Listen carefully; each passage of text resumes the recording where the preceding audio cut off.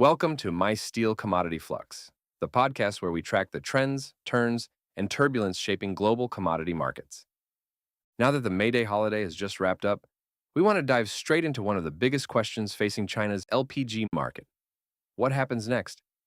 International crude prices remain volatile at elevated levels, but the domestic LPG market is telling a far more complicated story. Some regions have stayed firmer than expected, while others remain under pressure despite strong cost support. To help us unpack the latest post-holiday market logic, we're joined by Aibo, lead LPG analyst at Mysteel OilChem. Aibo, welcome. Thank you. It's great to be here. And hello to all our listeners. This is a particularly important moment for the market, so I'm glad we can take a closer look at it today. Let's start with what we saw in the final week before the holiday, from April 24th to 30th. The regional split was already quite pronounced. East China held relatively firm, while South China looked much softer. What do you think that divergence was really telling us, and how does it shape the framework for the post-holiday outlook? Well, that divergence was really the clearest expression of the market's core contradiction. At its heart, the market is being pulled between broad-based cost support and region-specific demand weakness. On the one hand, the cost side is global and relatively rigid. Ongoing geopolitical tension in the Middle East, together with navigation risks around the Strait of Hormuz, has pushed up import costs across the energy complex, including LPG. And with the May CP staying at a high level, the domestic market is effectively sitting on a firm price floor, which means the room for a deep sell-off is fairly limited. On the other hand, weak demand is still very real, and its impact varies by region because local supply-demand structures are different. In South China, for example, pricing is driven more directly by import costs and local demand conditions. So even with costs staying high, slow recovery in end-use demand and weak downstream chemical margins have limited the market's ability to absorb expensive cargoes. That has left prices under pressure and even pushed import economics deep into negative territory. By contrast, East China has been supported by tighter regional supply, partly because of refinery maintenance, and that has given prices an extra lift. So the key message from the pre-holiday divergence is actually quite simple. High costs define the floor, but real demand and local fundamentals determine the ceiling and the short-term direction. That, in turn, gives us the basic framework for the post-holiday market. That's a very clear way to frame it. So once we move into the post-holiday period, has the balance of forces changed in any meaningful way? What are the key variables that will drive the market over the short term? Yes, definitely. The market has entered a new phase, and the balance between bullish and bearish factors has shifted in some subtle but important ways. Broadly speaking, the post-holiday market will be shaped by three forces: firm cost support, heavy import arrivals, and weak demand acting as the cap on prices. First, the cost floor remains solid. With May CP holding high, importers are facing a very elevated cost base, and any sales below that level would imply losses. Second, the supply picture is becoming more complicated because we are seeing domestic tightness on one side and higher external inflows on the other. While some domestic refineries are still under maintenance and merchantable supply remains relatively low, our shipping arrival data suggests that more than 450,000 tons of imported cargo could arrive after the holiday. That is a sizable volume, and it will feed directly into inventory at key ports. So in the very early post-holiday stage, this could be the first real market test. More spot cargoes may emerge temporarily, weighing on sentiment and suppressing prices. Third, demand is still the factor that defines the market's upside ceiling, and the recovery outlook remains uncertain. Yes, there may be a routine round of restocking once the holiday ends, but that is more about timing than a genuine improvement in underlying demand. In broader terms, fuel demand is likely to weaken seasonally as temperatures rise. More importantly, the chemical demand engine has not really restarted yet.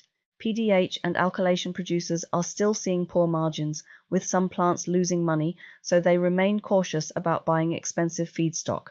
Without stronger downstream profitability, LPG prices will struggle to sustain any meaningful upward move. Right, so the market is currently supported upstream while facing resistance from the downstream side. Given that setup, how do you expect the market to play out in practical terms after the holiday? Are we looking at a directional move or more of a range-bound market? Our base case is still a range-bound market with an initial dip followed by a rebound. At this stage, the drivers for a one-way rally or a one-way collapse simply do not look strong enough. If we walk through the logic step by step, the first phase after the holiday could bring pressure from concentrated import arrivals, while some downstream buyers may initially stay on the sidelines. That creates room for a short-term correction, but that correction is unlikely to be open-ended. Once prices move close to or touch the import cost line, the market's cost support should become much more visible. At that point, some buyers who have been waiting for lower prices may step back in. That could include downstream replenishment as well as opportunistic buying from traders. And that is what could help stabilize the market and trigger a rebound. That said, the rebound itself is also likely to be capped. As prices recover, downstream acceptance will weaken again and buying interest is likely to soften. So overall, the post-holiday market is likely to swing within a relatively clear range, with weak demand acting as the ceiling and import costs acting as the floor. For market participants, there are really two indicators to watch closely. The first is the actual pace of inventory accumulation at ports, because that tells us how quickly incoming cargo pressure is being absorbed.